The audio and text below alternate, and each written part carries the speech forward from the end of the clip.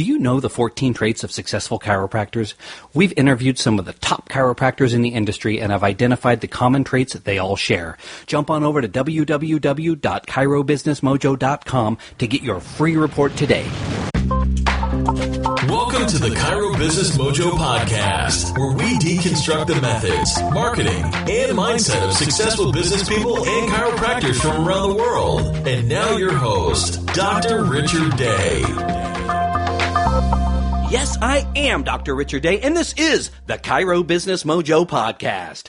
Are you ready for some mojo? Mojo. I know I am, and I bet you are too. Well, today I'm talking with Dr. Ben Rall. Dr. Rall ran a 1,000-plus visit per week all-cash family wellness practice in the Midwest. His passion is paying it forward by teaching the big idea to those who have never heard it. And he proved that by consistently hosting 200 to 300 people in his monthly office lay lectures. His clinical and practice success has allowed him to help manage over 450 chiropractic clinics across the globe. He's helped to open clinics in Africa. He's traveled around the world teaching chiropractic and delivering care, and even provided care for the Olympic athletes during the 2012 Olympic Games in London. Welcome, Dr. Ben Rall. Well, thank you very much for having me. It's always funny listening to your bio. It tells a little bit of the story, but the bottom line is that I really just love teaching the principle, and so whether that's one person or 1,000 people, that's really my passion, and so hopefully through today's interview, we can help doctors that maybe have that same heart but are having a difficult time helping other people get that we can give them some tips and some suggestions there. So thanks for having me. You bet. I appreciate you coming on and sharing your story with us. Now, before I go too far, did I pronounce your name correctly? Is it Rall? Yeah, it's Rall. It's, that's it. Some people call me other things. Being chiropractors, we get called a lot of things, but I've been called worse. Right. Yeah, that's my name. Well, so how long have you been practicing? Well, I graduated in 2004 from Northwestern Health Sciences up in Minneapolis. Not necessarily known as the most principled school, but that's where I practiced, or that's where I graduated from. So about, what is that now? We're going 2017, so 13 years, believe it or not. All right. How did you originally become a chiropractor? What made you want to become one? Yeah, that's an interesting. Depending on how we define becoming a chiropractor, right? I think I became a chiropractor in my third trimester, listening to Reggie Gold speak, and that was a life-changing moment. A lot of times when I ask other doctors, like you're asking, when did you become a chiropractor? Like I usually ask them, when did they get the big idea, right? And for me, that was Reggie Gold. Now the backstory would be that. I grew up, and my stepfather, who was a fireman, and he was also a hard, kind of a woodworker and worked with his hands a lot. And I had done some construction work in the past, and I liked using my hands. And my mom was a social worker, but I watched that lifestyle of social work almost, literally, almost get her so overwhelmed and stressed out that she was, losing her health due to her work. So I wanted to help people.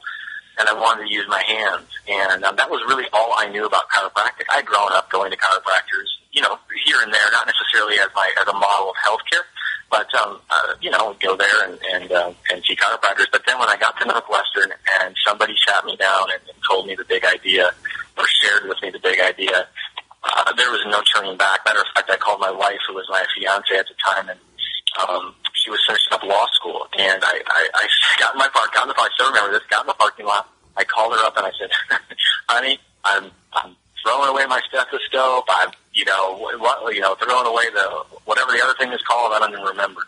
And she said, you're crazy. And she hung up the phone on me. And I can't explain it other than when you know something is right. And listening to Reggie do basically he did his chemistry of life talk, and to listen to him do his chemistry of life talk, I knew it was true. I just knew it was true, and there was no going back. So that's a long answer to your question, but that's the answer to that. Well, that's a great answer. Now, for those who are not familiar with Reggie Gold, tell us a little more about that talk and maybe some of the things that really got you fired up at that point. Yeah, and I'm probably actually going to get a little choked up.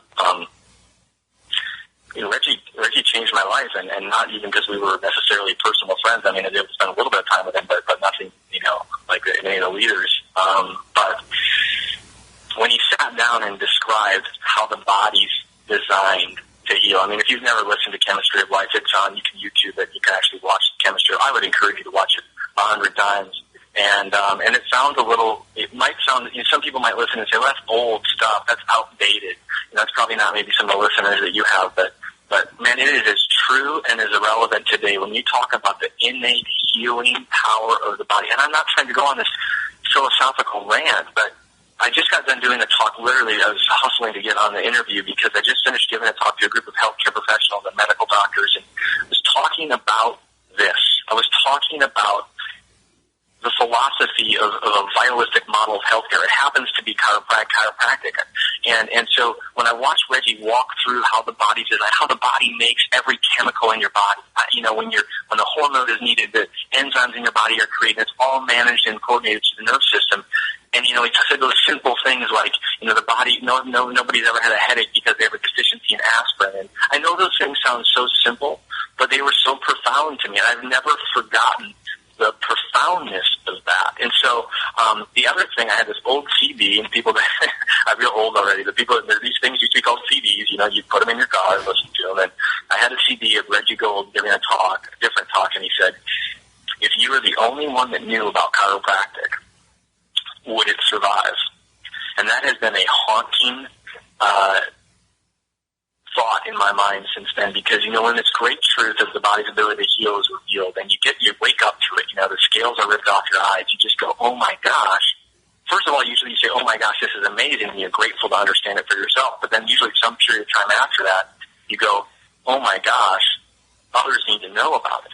And that's really that, I don't even know what the right word is, but you become this, evangelist, if you will, for chiropractic and how the body heals and how the body functions. And there's never been a greater need for that reality or that truth to be told. So again, long answer to your question. But well, that really brings me to why I do this show. If there's another hat that we wear, and that's the business hat, but if we're not in business, it makes it very difficult, or if we're struggling in business, it makes it difficult to spread that message and affect people's, bodies and lives if we're worried about our own ability to survive as a business entity. So let's shift now and talk to you a little bit about your own startup experience. Take me back to when you graduated. You're so excited. You have that piece of paper in your hand, but now it's time to go either work for someone or start a business. What was your mindset?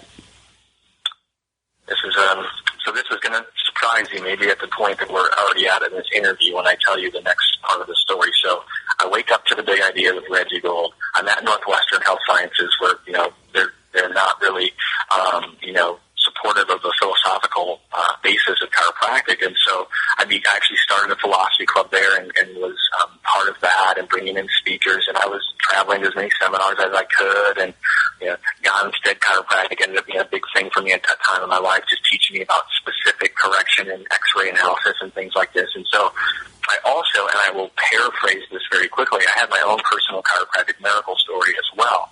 I was training as an elite boxer. I was actually trying to make the 96 Olympics as a boxer, and I got sick. Long story short, I ended up going to the medical route. They put me on medications that hurt my body significantly. They shut down my digestive system. I gained 70 pounds. I was no longer able to compete. And during that season is when I came into the principles of chiropractic, and through chiropractic care and vitalistic health care, I got my health back. So the reason I share that is I moved back to Sioux Falls, South Dakota, where I was born and raised. A little bit of that's where all my family, all my friends were. I had this chiropractic miracle story. I had the big idea, and I was amped up and ready to serve. And I started up with very limited funds. I had $15,000 that an uncle of mine had lent to me, and I opened up an office. And for the next 3 years, and I'm jumping ahead a little bit, but you can ask me a specific question here. For the next 3 years, I went on to pretty much fail miserably. And so this is so personal for me, Doc, because, I had the big idea. I loved chiropractic. I loved the principle. I was technically, I feel good at what I was doing. I knew what I was doing with the spine. I had the chiropractic miracle story. I was in my hometown, and yet I could not seem to get this done. So that was where I was for a while. I don't know if you have any questions about that specifically you want me to answer. But. Well, I do. I want to know, what do you think caused that? What was it? Why weren't you successful at that point? Yeah. Gosh, there's so many parts. I will tell you the biggest one, and it's so weird for me to say this, but this is not my natural bent. But I think I was afraid of what people thought. And I know that is, again, it's almost cliche, but I found myself, here's an example. I was finding myself when I was giving recommendations of care or even talking, I would say something like, well, here's an article about that. Or I would say, well, they say that XYZ, and I'd say rattle off some research, or I'd rattle off, and it was this separation between me and them. It was this separation between, it was like, well, hey, there's these other smart people over here that say these things. What do you think about that? And it was allowing them to just say no to that, or to discount that. I hadn't, even though I owned it, like I felt like I owned it, and I can only express this on hindsight, I wasn't really telling them the truth to the degree that I need. And I know I'm trying to be as specific as I can. I hope this will resonate with some of the people that are listening to this. I had the beautiful office. My wife actually stopped practicing law and, worked for me at the office. And so I had, a lawyer working for me at the front desk and all this. Yet I wasn't passionately, I don't want to say this, fighting for them enough. I wasn't understanding the magnitude of the culture of the medical model that was preventing people from jumping off that failing paradigm into a vitalistic model of care. I just wanted to kind of throw out this little fluffy stuff and say, hey, doesn't this sound good? And they'd say, well, okay, yeah, sure. But then they just, I wasn't strong enough in teaching it to them to really get it. And so because of my failure to articulate, because of my failure to communicate passionately to them, because of my failure to paint the proper picture of the power of chiropractic, they weren't buying in. All right, and so that was a large part, I feel, due to my struggles early on. Well, what changed? When did you have that aha moment where you said, this isn't working, I have to change my approach? And what was that change? How did that come about, and what did you do? Absolutely. So I was standing in my bedroom at home, and we were literally losing everything, on the brink of bankruptcy. And I remember, I love chiropractic, and I remember standing in the bedroom, it's a little embarrassing to say, with my wife, and just tears run down my face, and telling I don't know what to do. I don't know what I'm going to do. I love chiropractic. I just, we're not making it. And she just looked at me, and she said, and again, this sounds cliche, but she said, just go tell them the truth. And so it was, for whatever reason, she goes and she said, whether we make it or not or whatever, just go tell them the truth. I'm with you no matter what. And so it was like, all I can say, Doc, is like, it was like I became unshackled. And I went in there and I, no holds barred, told the truth of what I knew was in my heart.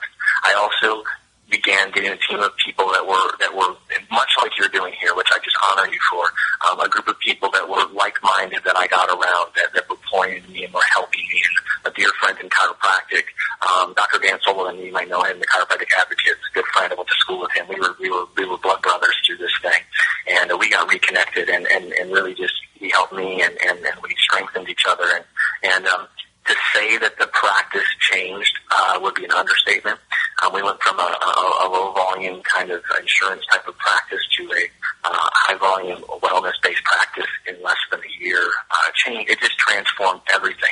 And you hear this, but all I literally did was just told that person, like they were my mother, father, brother, sister, that my recommendations for care. I began to talk to them about the power of chiropractic in unadulterated forms. I began to talk about the choices they have in healthcare. I began to empower them. I began to do workshops for them. I began to just be a voice for those people. And then that was like, holy smokes, right? I mean, things just exploded. I mean, I can't even really comprehend some of the things that happened, but that's what happened. Wow, what a turnaround. Well, let's talk more about your practice today then. Tell us what it's like as a patient. What's that experience? What's a sampling of the services you offer and how you treat patients that come into your office today? Sure. Well, and then after, then we ran the practice successfully for quite a while, and then I actually had an opportunity to work with another group of doctors, helping doctors, actually. So I actually, a doctor was interested, and he purchased my practice, and then I moved to Florida, and I helped work with other doctors and help them, kind of go through similar breakthroughs that I had, and kind of I had been through some things that were hopefully helpful to them. So I did that for a bit, and did some work with Life University for a little bit with the clinic model that they were building there. And then I have a good friend who runs a large company in Orlando, and he was looking for some help on the wellness side and their healthcare, their company. It's a large company, 750 employees or so. And so I gave him some suggestions, and he said, well, why don't you come and help us out? And so he said he's just a dear friend and a great man, and so I said, sure. So we came down here and we introduced, and this kind of goes into some other things I'm doing. We created a corporate wellness model for them that really integrates with all of their employees, and we built a clinic called Achieve Wellness that sees the public. It's a traditional chiropractic wellness clinic, and then it also sees the employees and their families of this particular company. And so it's a hybrid model.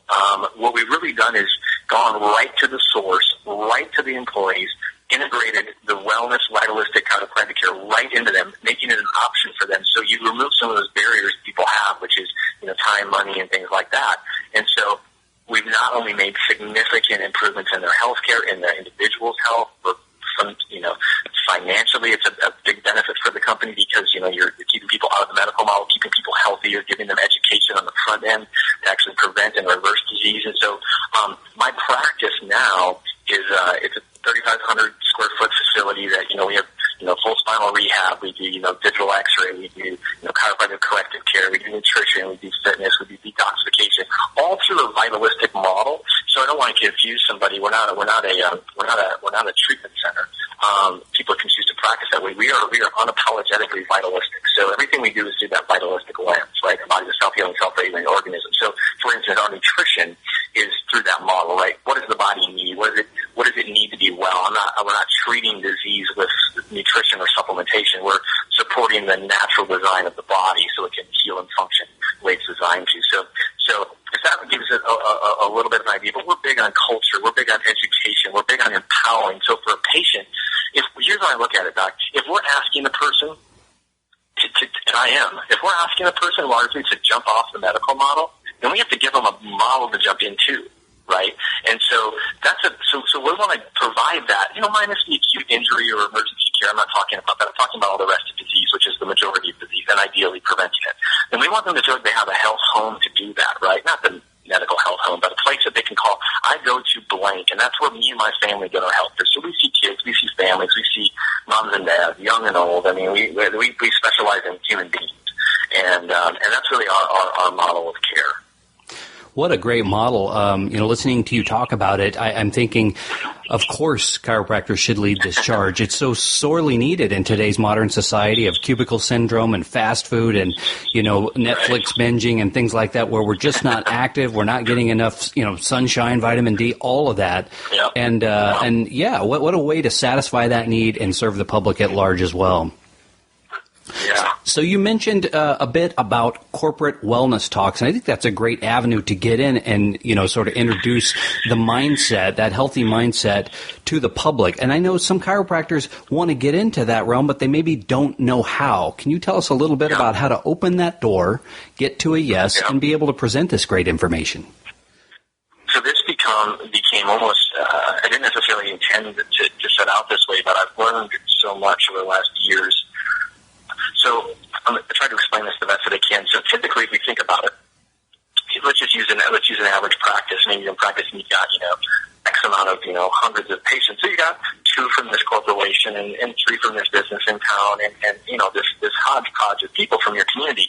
Now they're all getting great results, but it's hard to collectively show what you've done. So the 2 people from the 5 people that you have in your office from XYZ company in town that has 500 employees, you're not going to necessarily notice, that employer is not going to necessarily notice, we have, 5 healthier people here, okay? It won't necessarily, if you will, move the needle. And so sometimes, historically, and this isn't bad, but I just want to kind of show the comparison. Historically, we've kind of gone in corporate wellness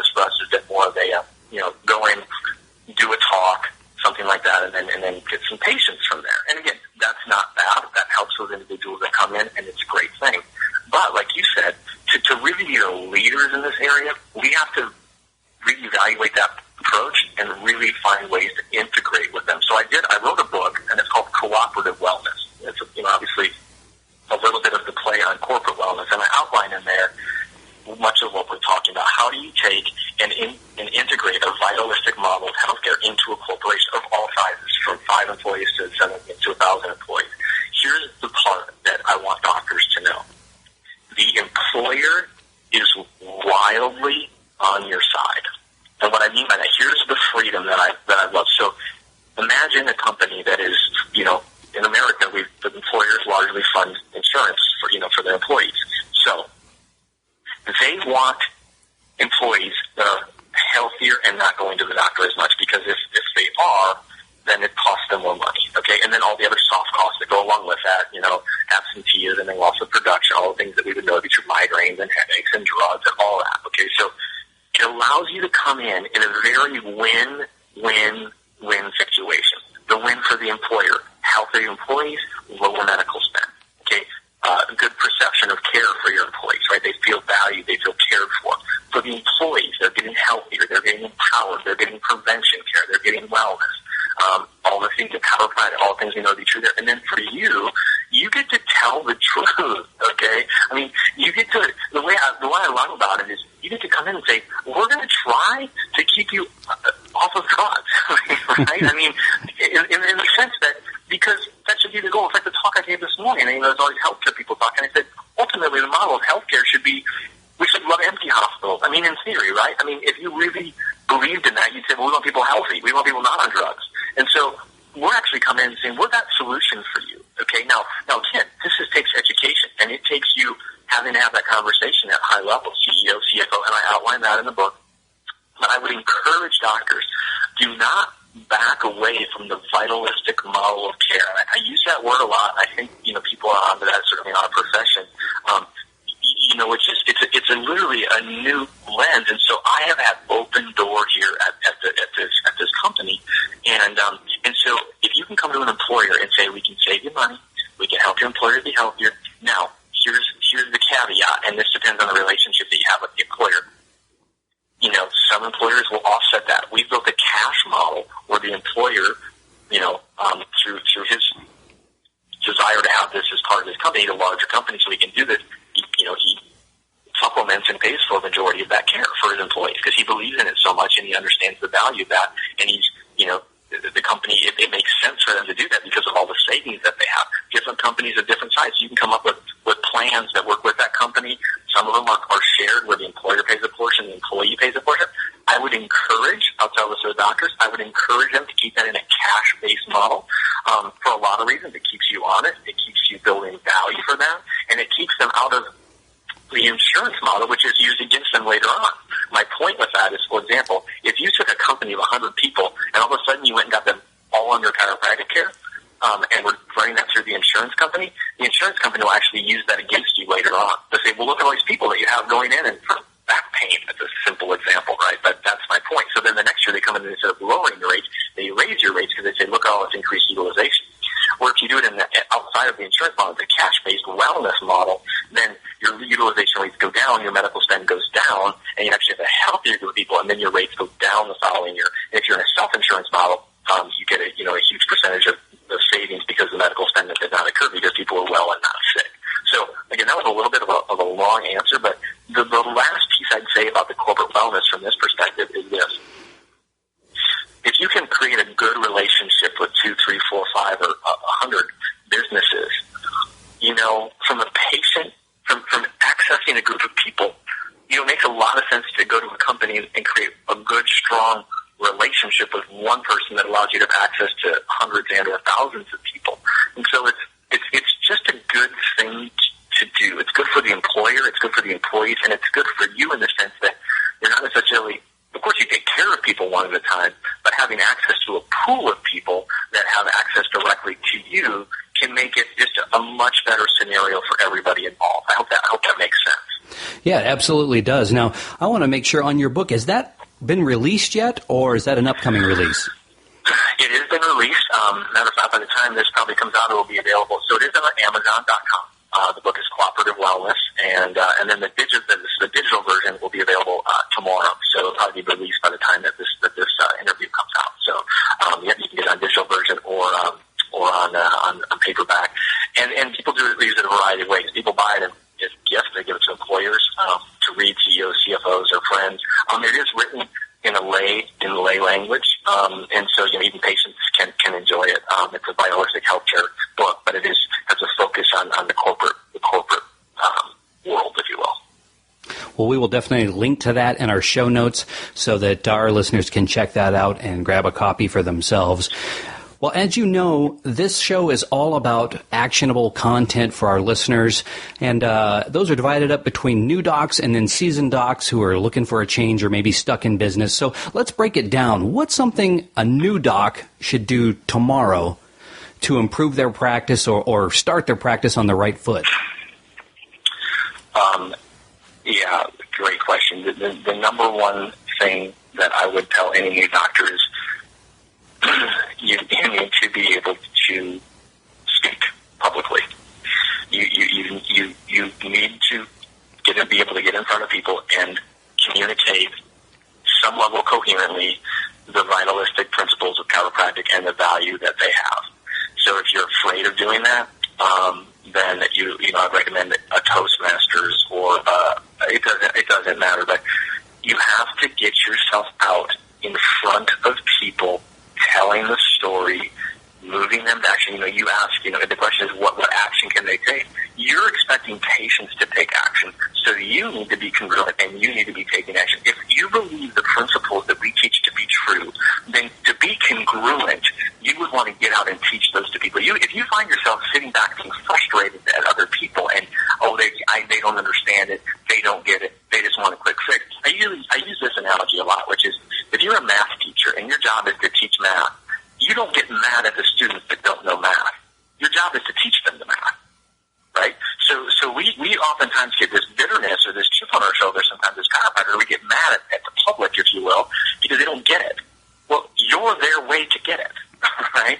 So if you're a new doc, this burningness that you have to get out the message to people, work on your ability to speak and communicate, and I don't know any other way of doing that other than doing that. So I would do things, I'd scour it. I would offer to speak anywhere. When I started chiropractic school, I had a Toastmasters group that I was a part of, and I started doing speaking contests, and I didn't win them, I just did them. And then I would speak anywhere. I spoke at nursing homes, I'd speak at bagel shops. I'd email people. I'd say, hey, I come in and do different health talks on a variety of topics. If there's ever a time you want us to come in and speak, let us know. And I did my first probably year, even though this is an irony, I did probably 80 talks my first year in practice and still failed miserably. So parties say, well, that isn't very good advice. Well, the problem was it took me that long to get good at doing that. It took me that long to get good at communicating to people. You can do a talk and do it terrible, right? But you have to be willing to get out there and share the story. And again, that sounds, for some people, share the story. I've heard that a million times. I don't know, but if you do that and you do it well, your new problem you'll have is how do I manage all of the people that want help? Okay, because when you speak the truth about hope, health, and healing, they will want your care, and they should want your care. So you need to get out there, and you need to tell people the story. And then when they're in your office, you need to be committed to that education process as well. So it's the same rules inside the office as it is outside the office, in my opinion. So is that the same advice you'd have for the experienced doc who's stuck or looking for a change, or is there maybe something else you think that person should look at? Yeah, no, I think it's different to an experienced doctor. I mean, to the experienced doctor that's experienced some level of and I use this term loosely, success. And what I'm going to define success as is, people that are engaged in the wellness, chiropractic modeled healthcare. So if they're there and they're not necessarily worried about, can they make rent this month or something. The next evolution for a chiropractor, in my opinion, in practice model of chiropractic, is developing a team. So I've seen it way too many times, especially in my experience with coaching other doctors, which was the ego. And this is going to get into a little bit of a touchy topic here, but sometimes the ego and the poor team development skills that a doctor has. So you need to see your next step in chiropractic as an experienced doctor is developing your team. Not developing your team by bossing them around and telling them what to do and being a jerk. I mean, pouring into them about what they do, encouraging them, serving their needs. I have a pastor friend of mine, and my pastor, and he's a dear friend, and he's been doing it for 40 years. And I said, and they run a very large church, and I said, what's one of the, what's some leadership things that you've learned over those years? And the one that he said that always stuck with me, he said, most of my meetings, Ben, he said, I sit down with the person, whatever role that person's in, and I say, what do you need from me? And I thought, man, that's so, here's this big guy, tens of thousands of members church and all that, yet he's sitting down with the director of whatever and saying, what do you need from me? How can I help you? And if you did that with your team, so some team might be struggling with their understanding of chiropractic. They might be struggling with time management. They might be struggling with communication on their own. It isn't just about yelling and bossing them around, right? It's about pouring in them. I want to develop my team into rock star people. And so I see this, the bottleneck I see in almost every office is the doctor's ability to build a strong team. So neuropractice, you just got to get out there and preach and teach and share and all of that, right? And build up your tribe. Experienced doctors, you can't do it all yourself. You need to get a team around you that believes in what you're doing, believes in vitalism, teach them the principle, get the big idea. And there's no reason that they can't absolutely get the big idea as much as you do. There's no reason. My wife, she's an attorney, and she gets the big idea more than I do. Okay, so there's no reason that you get to see that in your mind, though. Same with the patients. There's no reason the patient can get the big idea just as much as you do. So it's this evolution of leadership, I guess I would call that. Well, that's some great advice from Dr. Ben Rall. I want to shift now, and let's talk about success, the big idea of success. It means something different to everyone. To you, when you think of the word successful, who do you think of and why? Yeah, such a good question.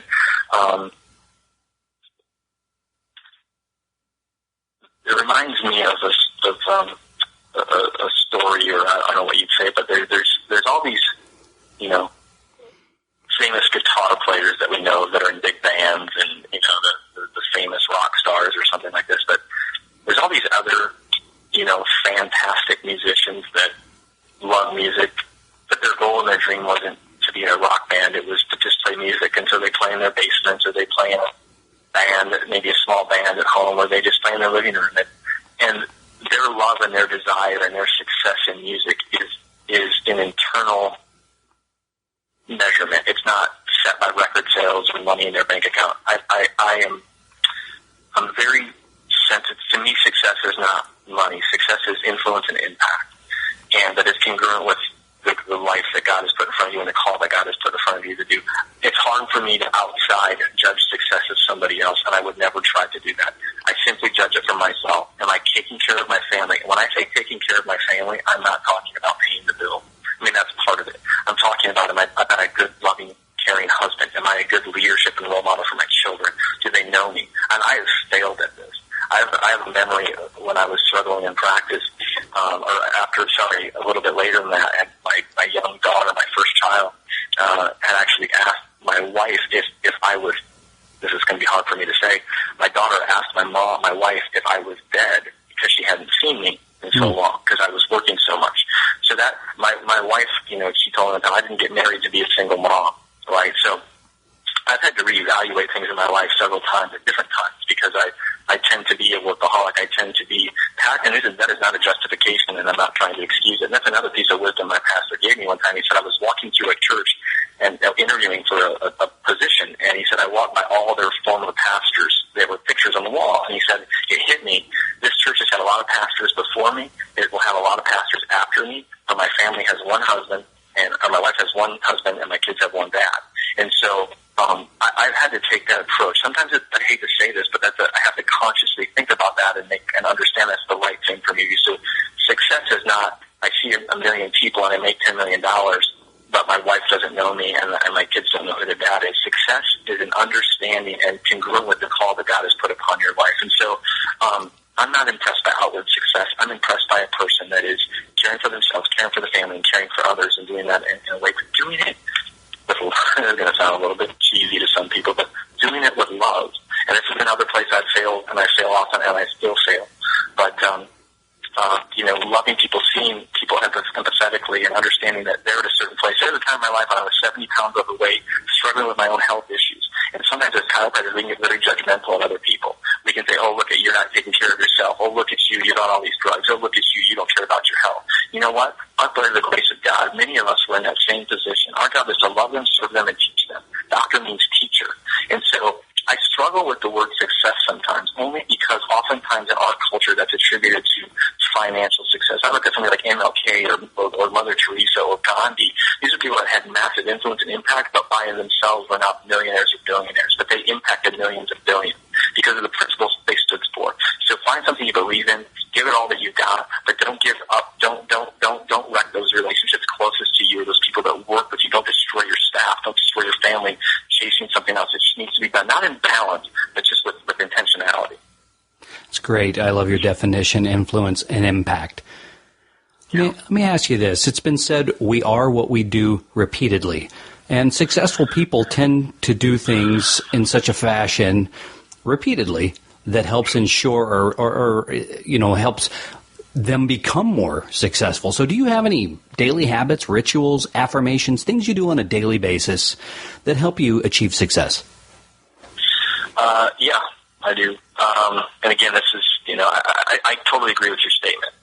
Success leaves clues, right? So, again, whatever that definition of success is for you, but I'm a man of faith, and I have two scriptures that get sent to my phone every day before my feet hit the ground. I open those up because I know my tendency would be not to, right? So my tendency would be to check my email, or these are not healthy behaviors, I'm just being honest. So my tendency would be to just get to work. And so I read those two scriptures before. I can't read a lot of scripture. I'm not smart enough to do that. So for me, it's a verse or two to meditate on before my feet hit the floor. And I'm beginning thanks for the fact that I get one more day. And then I meditate on that. Then I'm a fitness guy. I say fitness, meaning I understand it helps my body. So I'm a 5 a.m. workout guy. So I get up at 4:24 every day, and I work out. After that, for an hour in the morning, come home, kiss my family, kiss my kids, and then I go start my day. And I just, work hard during the day, and then it's family time at night. So when I say my habit, and then I guess another habit would be I try to take breaks if I can, and breaks, whether for me it's often just like a long weekend, maybe a day or two off, just to rest my brain, because I have the tendency to, you just have to understand yourself, but because I have a tendency to not stop, I have to force myself to stop, or I'll burn myself out. And not burn myself out like I don't want to see people, but burn myself out in that I'm just exhausted or hurting myself or my family. So I'm an early morning guy. I know that about myself. I get up, I get right with my Creator, I get my body moving, and then I just go bust it all day long, if I could say it like that. Well, we are now approaching the saddest part of the interview, and that's the end. But before we go our separate ways, I do have some final thoughts. Do you have a favorite book you recommend to Mojo Nation? It's so funny. I'll give you a couple of thoughts on that. So I did, of course, again, that's for some people that might disagree with this, but the Bible certainly has changed my life, so I have to say that. But in addition to that, I had a couple of books that changed my life. One of them in particular, it's weird, I would say the Bible, and then the next book I'm going to recommend is a book by Ayn Rand, The Fountainhead, and again, or Atlas Shrugged, excuse me. They're both great books, but I read Atlas Shrugged at a point in my life when I was really struggling in practice, and it helped me understand the value, and it helped me understand doing great work for people. Now I see that through a Christian lens, but Ayn Rand obviously being an atheist. So it doesn't, I only say the content in that book and that thought process in that book did change my life and help me understand that I have a responsibility to give the world all I've got. Okay, and so that was a good book. Now on the flip side of that, I just recently read a great book by Ryan Holiday called Ego is the Enemy.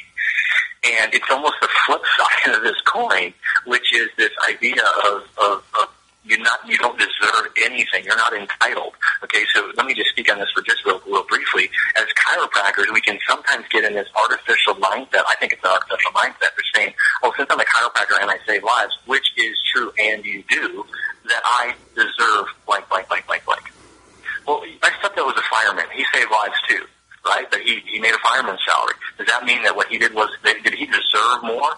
Well, I don't know. What about teachers? I'm from South Dakota originally. We were the lowest paid state for teachers in the country for many years. Does that mean that the teacher's job wasn't valuable?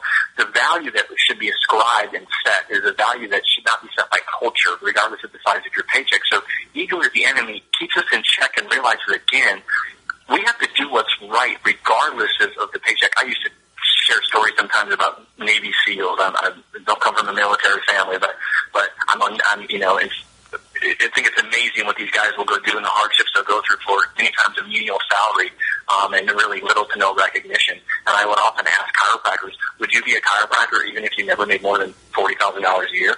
Would you still go do it? A lot of times I find in our profession we do it because we think, because we can make this great living. And I think that, to just get on my high horse here for a second, I think that's part of the problem many times because, if all the chiropractors just had more money, I don't think that we'd be taking the principle further. I think we have to first commit to teaching the principle and then all else follows. Now, all else follows might be material success. It may not be. That's not the point. We're doing it because it's right to do.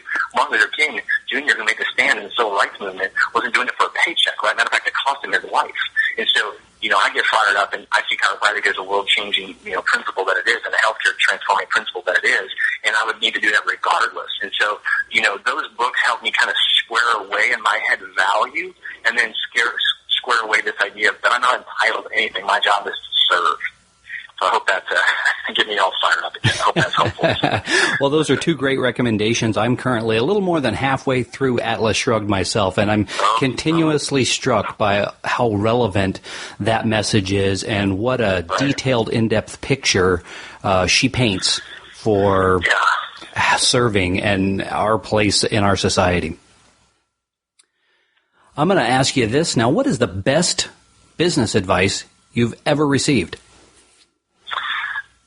It's great question. And I'll refer to another one of our philosophical chiropractic giants, and that's Sid Williams. And if you're not familiar with Sid Williams, that'd be another person that I would Google and watch videos from him and read some writings that he's done. Obviously the founder of Life University in Atlanta. And I never heard him say it, so I've heard it through the people that knew him. But, you always have to keep your serving hand above your business hand. So, I always use the kind of like 51-49, right? Like, it doesn't have to be, the serving hand doesn't have to be all the way up there, but it always has to be just above the business hand. Now, this might seem counterintuitive because it's maybe business advice and you're actually saying anti. No. I'm just saying as chiropractors, as the role that we're in, we have to always remember our first job, and that's to serve the people that we're called to serve. That's the first thing, right? Making money is not a bad question. It's just a bad first question, okay?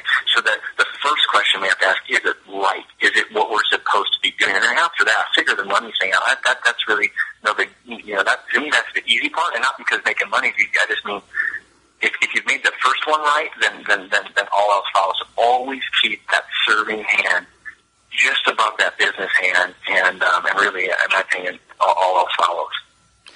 Well, before we finish up and sign off, what is the best way for people to contact you or find out more about what you do?